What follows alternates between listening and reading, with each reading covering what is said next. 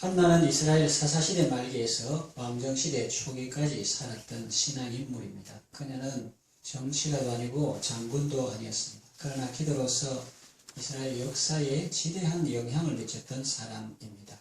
자, 그렇다면 한나가 기도하며 삶 속에서 만난 하나님은 어떤 분이신가 살펴보고자 합니다. 첫째, 그 하나님은 구원의 하나님이셨습니다.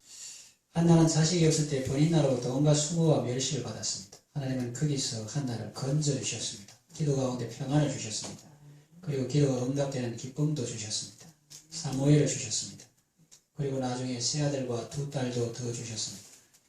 어디 그뿐입니까? 하나님은 타락한 종교적 상황으로부터 사무엘을 통해서 이스라엘을 구원하셨습니다. 궁극적으로 하나님은 그리스도를 통해서 온 인류를 구원하셨습니다. 하나님은 구원자십니다. 예수 그리스도를 통해서 우리를 구원하십니다.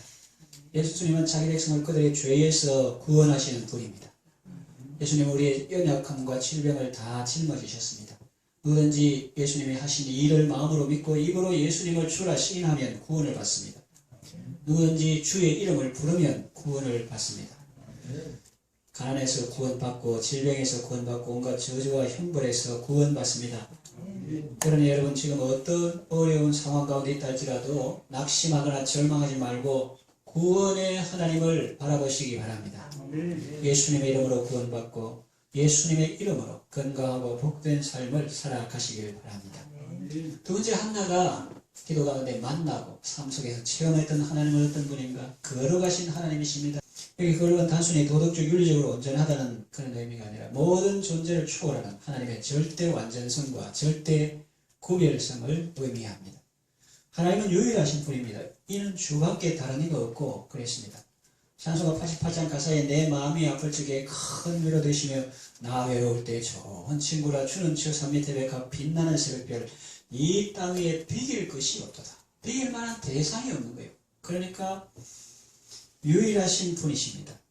또 83장 가사에 보면 나의 마음에 근심부름 가득하게 덮이고 슬픈 눈물 하염없이 흐를 때 인자하고 부드러운 음성으로 부르사 나를 위로할 리 누가 있을까? 주 예수 주 예수 주 예수밖에 누가 있으랴.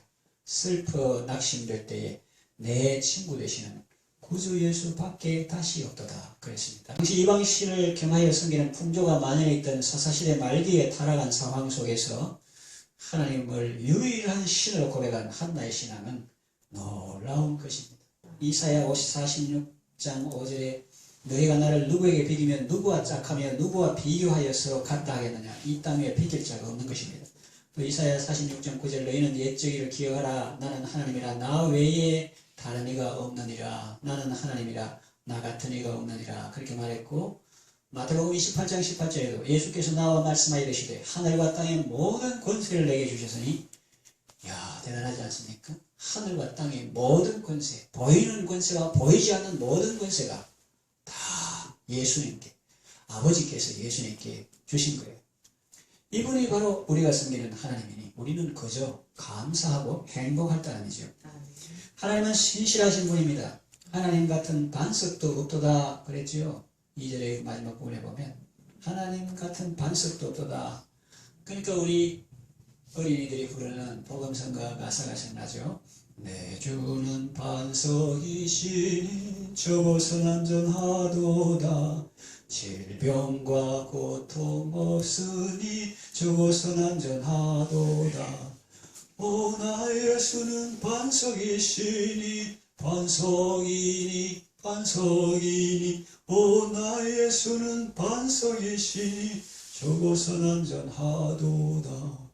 한나가 기도 가운데 만나고 삶 속에서 체험했던 분은 우리 하나님 같은 반석도 없으십니다. 하나님은 걸어가신 분이시다 하는 거죠. 정말 놀랍습니다. 우리가 진실하게 기도한 거 다 응답해 주셨습니다. 우리는 연약하고 부족해서 잊어버릴 수도 있는데 하나님은 다 기억하시고 신실하게 은혜로 갚아주십니다. 걸어가신 하나님 모시고 아름답고 복된 삶을 살아가시길 바랍니다. 세 번째, 한나의 하나님은 지식의 하나님입니다. 하나님 우리의 모든 말과 행동을 아십니다. 마음의 생각도 아십니다.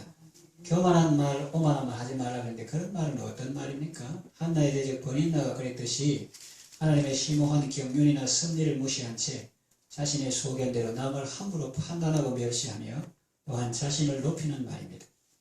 그러므로 이러한 말은 마음이 슬픈 자의 마음을 더욱 짓밟으며 가난하고 연약한 자들의 심령에 못을 박을 뿐 아니라 나아가 하나님을 대적하고 회방하는 마음으로 마땅히 금지되어야 합니다. 하나님은, 한나가 만난 하나님은 지식의 하나님, 다 아신다는 거예요. 다 보고 계신다는 거예요. 자연 법칙과 인간 사회의 이성적 법칙과 그 법칙들에 따라 벌어지는 일의 원인과 과정과 결과까지도 완전히 알고 계시는 전지하신 분입니다. 또 놀라운 것은 하나님은 사람의 행동을 달아보신다는 겁니다. 인간이 행하는 어떤 행동의 내면적 특성까지도 철저히 파악하고 계십니다. 한나의 대적 권인나는 한나의 불임을 그녀의 사악성 내지는 하나님께 저주받은 증거로 오판하여 그녀를 얕잡아보고 격동시켰습니다. 또한 권인나는 자신의 의도대로 한나가 격동됨을 보고 승리감에 도취되어 교만한 말을 사람들에게 늘어놓았을 것입니다. 그러나 전지하신 하나님께서는 권인나의 사악한 속마음과 행동의 성격을 파악하셔서 당신의 공평하고도 의로운 기준에 따라 그녀를 판단하셨습니다.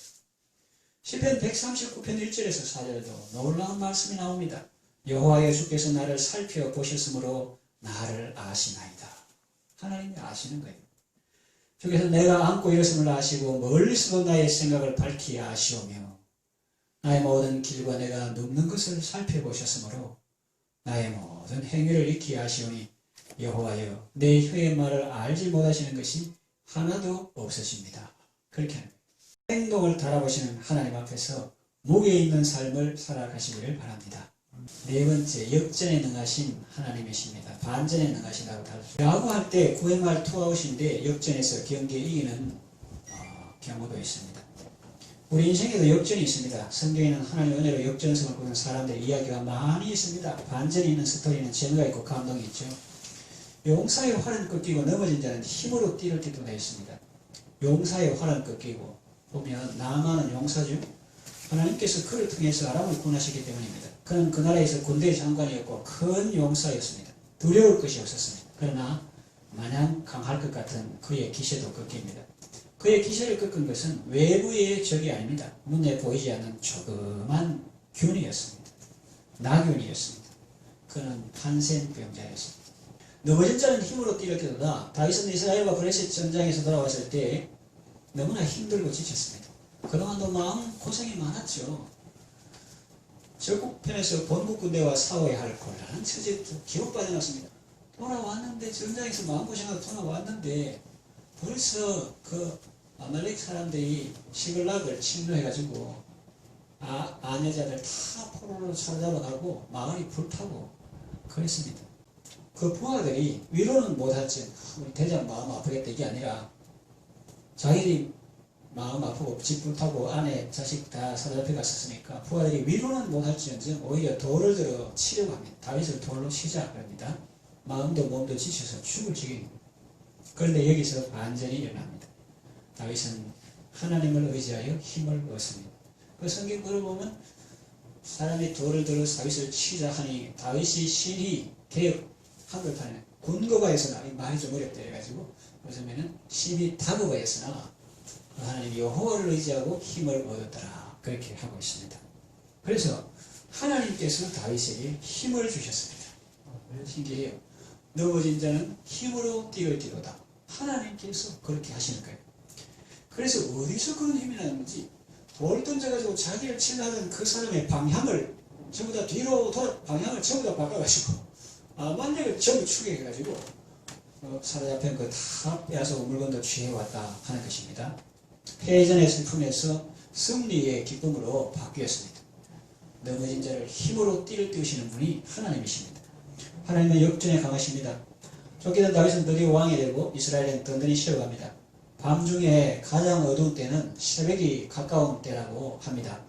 아무리 어렵고 힘든 상황에 처했더라도 절대로 낙심하거나 절망하지 말고 역전에 능하신 하나님을 바라보시고 승리하시길 바랍니다. 풍족하던 자들은 양식을 위하여 품을 팔고 줄이던 자들은 다시 줄이지 아니하도다. 그래서 또 전에 임신하지 못하던 자는 7을 낳았고 많은 자녀를 둔 자는 휴약하도다. 하나는 임신하지 못했던 사람이지만 사무엘을 낳았습니다. 그리고 후에 세 아들과 두 딸을 더 낳았습니다. 물론 한나가 성막에서 이 기도를 드릴 때는 사무엘을 하나님께 드릴 때이므로 동생들은 아직 태어나지 않았습니다.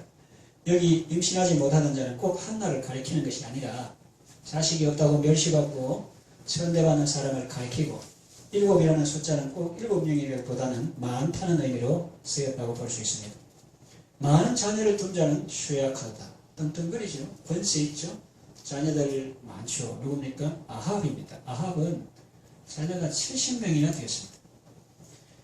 그러나 백성들이 그 우상숭배와 합정에 시달리고 또 하나님께서 예후를 들으셔서 아합의 집을 엎을 때 그 70이나 되는 아들들이 한순간에 그들의 가정교사들에게 죽임을 당했습니다.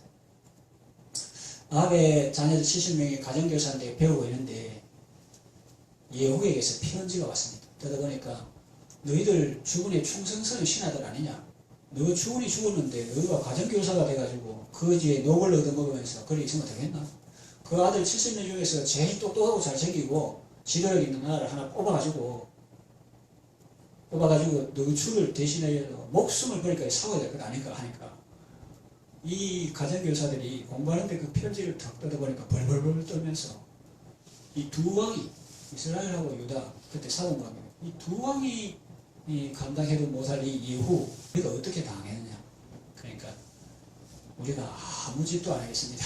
아무 아들도 안 세우고 그냥 시키는 듯 하겠으니까 처분을 기다리겠습니다. 하니까 예후가 너희가 정말로 진심으로 그렇게 정세를 파악하고 내한테 복수하라고 하면 그냥 오지 말고 내일 올 때에 광주리에 그 학생들 70명 목을 전부 담아온다 그랬어. 그래서 가정교사들이 자기들 안 죽으려고 그 예후 아합의 아들 70명 왕자들 교육받는 거 전부 다 그 아이들 뭣도 모르고 죽었죠. 그래가지고 이제 죽어가지고 이렇게 예후 앞에 가져왔습니다.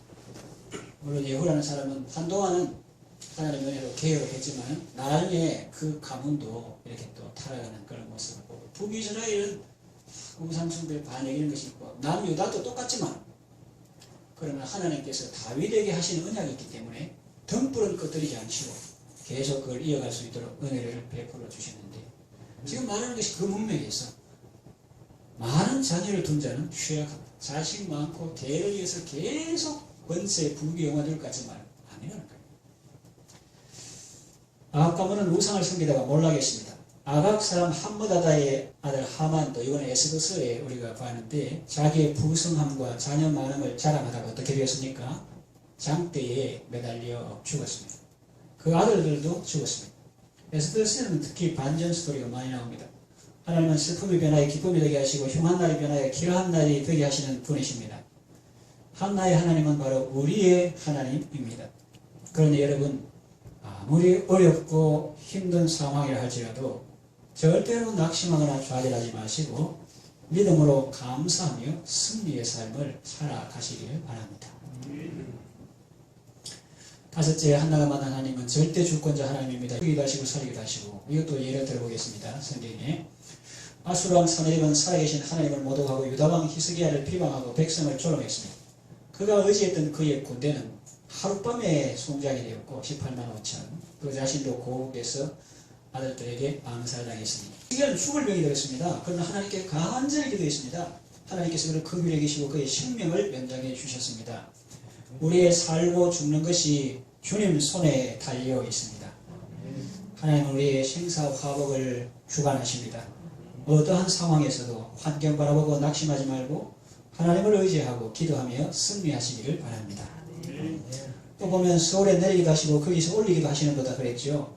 야곱은 슬피 울며 엄부에 내려갈 처지가 되었습니다. 왜 그때 보면 야곱의 인생이 요셉도 죽었고 시므온도 볼모로 잡혔고 베냐민까지 잃게 되었다고 탄식했습니다. 슬피 울며 서울에 내려갈 그런 상황이었습니다. 두려움과 의심과 불안에 사로잡혔습니다. 그러나 하나님은 그들 중 하나도 잃지 않고 모두 상봉할 수 있는 은혜를 주셨습니다. 베냐민도 잃지 않고 볼모로 잡혔던 시므온도 돌아오고 요셉이 더구나 죽은 줄 알았더니 살아있을 뿐만 아니라 총리가 되고 하나님은 사람이 서울에 내려갈 지경에 있는 그런 사람도 다시 올려서 이런 삶을 회복할 수 있도록 은혜를 베풀어 주셨습니다. 또 가난하게 다시고 부하게 다시고 이렇게 나와 있죠. 나오미가는 베들레헴에 있을 때는 아주 풍족했습니다. 그러나 모압에서 돌아왔을 때는 아주 가난했습니다. 오죽하면 남의 밭에 이삭을 주어서 연명했겠습니까? 그러나 하나님은 보아스를 통해서 그 가정에 은혜를 베푸시고 다시 풍족한 삶을 살게 하셨습니다. 낮추기도 하시고 높이기도 하시는데다 다윗은 도피하는 삶을 살고 망명해서 살 때 그 마음이 아주 낮아졌습니다. 그러나 사울이 죽고 유다 왕이 되었을 때 하나님은 그를 높이셨습니다. 또 압살롬의 반역을 피해 도망할 때 아주 낮아졌습니다. 자기가 다시 왕이 될 줄은 꿈에도 생각 못했습니다. 베냐민 집과 시므이가 티끌을 날리며 돌을 던져도 대응하지 않았습니다. 그러나 그가 겸손히 주의 긍휼을 바라봤을 때 하나님은 그를 환공하게 하시고 다시 높여 주셨습니다. 하나님의 절대 주권을 믿고 담대히 주를 의지하며 살아가시기를 바랍니다. 여섯 번째는 심판과 구원의 하나님인데 악인들을 심판하시고 의인들을 구원하십니다. 하나님께서 보존하시고 높여주십니다. 노아 때 사람들은 물로 심판받았습니다. 그러나 의를 천파된 노아와 이후 식구는 하나님께서 보존하시고 새로운 세상에서 살게 하셨습니다. 아브라함의 조카 롯이 소돔성에 살 때 그 사람들은 악하여 하나님의 심판을 받았습니다. 하늘에서 유황과 불이 비처럼 내렸습니다. 그러나 롯과 두 딸은 구원받았습니다. 마지막 날에 악인은 심판받을 것입니다. 그러나 의인들은 아버지 나라에서 해와 같이 빛날 것입니다. 하나님은 세상을 심판하시지만 택한 백성은 구원하시는 분입니다. 여호와께서 인정하시는 의인의 길을 걸어가시기 바랍니다. 하나님께서 보존하시고 높여주시는 그런 사람이 되시기를 바랍니다. 하나가 많은 하나님은 이 시대를 살아가는 우리의 하나님이시기도 합니다. 이 놀라우신 하나님 모시고 감사와 기쁨과 승리의 삶을 살아가시기를 바랍니다.